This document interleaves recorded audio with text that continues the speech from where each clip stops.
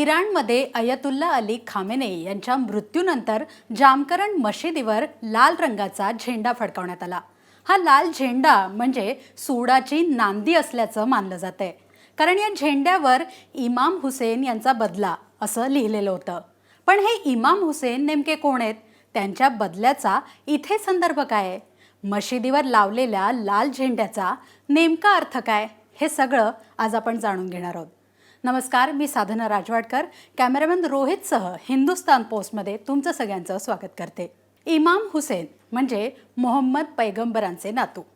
इमाम हुसेन 680च्या करबलाच्या युद्धात मारले गेले।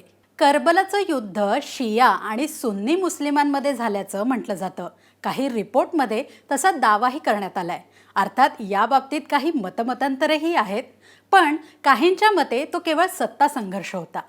सुन्नी परंपरेत खलिफा राज्य चालवतो, तर शिया परंपरेत इमामची निवड करणं ग्राह्य धरलं जातं। इमाम म्हणजे पैगंबराचे वंशज। करबलाची लढाई मोहम्मद पैगंबरांचे नातू इमाम हुसेन आणि खलिफा उमय्यद वंशाचे यजीद यांच्या समर्थकांमध्ये झाली।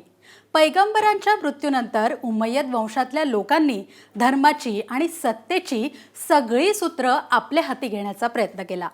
हुसेन यांनी इस्लामच्या सिद्धांतांचा आधार देत यजीदचं नेतृत्व स्वीकारायला नकार दिला आणि त्यानंतर करबलाचं युद्ध पेटलं। इस्लामिक कॅलेंडरनुसार मोहरमच्या महिन्यात 10व्या दिवशी इमाम हुसेन आणि त्यांच्या साथीदारांचा मृत्यू झाला।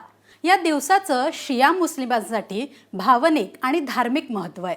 त्यामुळे मोहरमच्या काळात शिया मुस्लिम आजही ताजिया काढून लाल झेंडे फडकावत मिरवणूक काढत असतात। शिया मुस्लिमांमध्ये मशिदीवर लाल झेंडा फडकवणं हे हौतात्म्य, युद्ध किंवा बदल्याचं प्रतीक मानलं जातं।